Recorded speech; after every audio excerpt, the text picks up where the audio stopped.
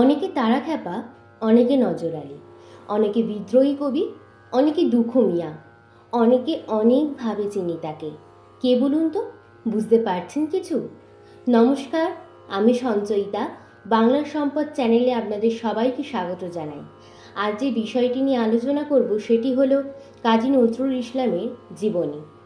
জনপ্রিয় কবি ও সুরকার কাজী নজরুল ইসলাম 1899 খ্রিস্টাব্দের 24শে মে বর্ধমান জেলার অন্তর্গত চুরুলিয়া গ্রামে জন্মগ্রহণ করেন।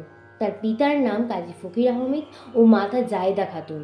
ফকির আহমেদ দুটি বিবাহ এবং 7 পুত্র ও 2 কন্যা ছিল।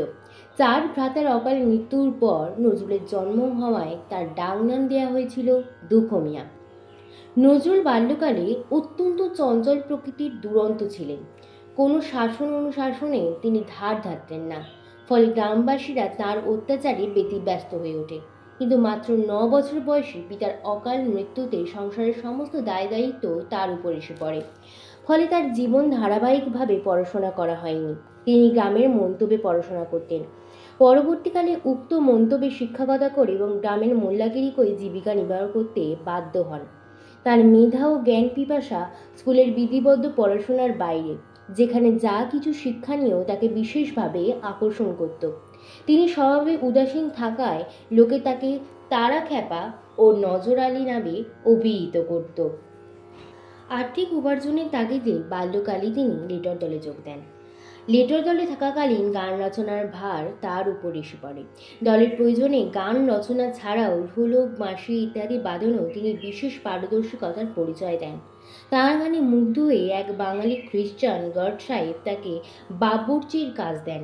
কিন্তু মালিকের সঙ্গে মনোমালিন্যর ফলে কিছুকাল বাদে সে কাজ ছেড়ে দিয়ে তিনি আসানসোলে একটি রুটির দোকানে 5 টাকা বেতনে কাজে নিযুক্ত হন। সারাদিন পরিশ্রম করার সত্ত্বেও সাহিত্য চর্চায় তাঁর এতটুকুও ভাটা পড়েনি। লেটর দলে থাকাকালীন তিনি মেঘনাদ বধ ছাড়াও কয়েকটি ঐতিহাসিক নাটক রচনা করেছিলেন। এরপরে জেনে নেব কাজী নজরুল ইসলামের বিদ্যাশিক্ষা। 1914 খ্রিস্টাব্দে আসানসোলের দারোগা তাঁর গানে মুগ্ধ হয়ে তাকে ময়মনসিংহ জেলার একটি স্কুলে 7ম শ্রেণীতে ভর্তি করান। কিন্তু 1915 খ্রিস্টাব্দে ফিরে এসে তিনি রানীগঞ্জের শ্রীঅর্জুন স্কুলে রাজ স্কুলে 8ম শ্রেণীতে ভর্তি হন। তার মেধার স্বীকৃতি স্বরূপ তিনি রাজবাড়ি থেকে 7 টাকা বৃত্তি সহ নিখরচায় পড়াশোনা ও হোস্টেলে থাকার সুযোগ পান। পরবর্তীকালে তিনি সেনাবাহিনীতে যোগ দেন। এরপর মাত্র 17 বছর বয়সে টেস্ট পরীক্ষার সময় ভারতের স্বাধীনতার স্বপ্নে মশগুল হয়ে এবং কিছুটা সাংসারিক প্রয়োজনেও বটে কবি নজরুল প্রথম বিশ্বযুদ্ধ চলাকালীন 49 নম্বর বাংলা পল্টনে যোগ দেন। সেখানে পার্সি সাহিত্য, সুপণ্ডিত এবং পাঞ্জাবি মৌলভী সাহেবের সহায়তায় পার্সি সাহিত্য পড়াশোনা করে বিশেষ ব্যুৎপত্তি অর্জন করেন। এরপর 2-3 বছর পর তিনি কলকাতায় ফিরে এসে বিভিন্ন পত্রপত্রিকায় কবিতা, গল্প, প্রবন্ধ লিখতে শুরু করেন।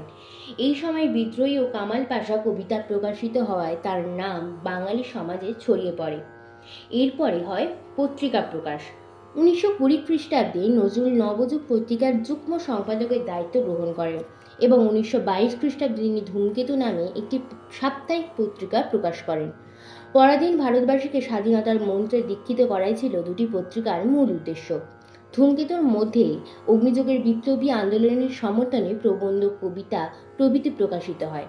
ইংরেজ সরকার ধূমকেতুর ভয়ে ভীত হয়ে রাজদ্রোহিতার অপরাধে নজরুলকে 1 বছর সশ্রম কারাদণ্ডে দণ্ডিত করে।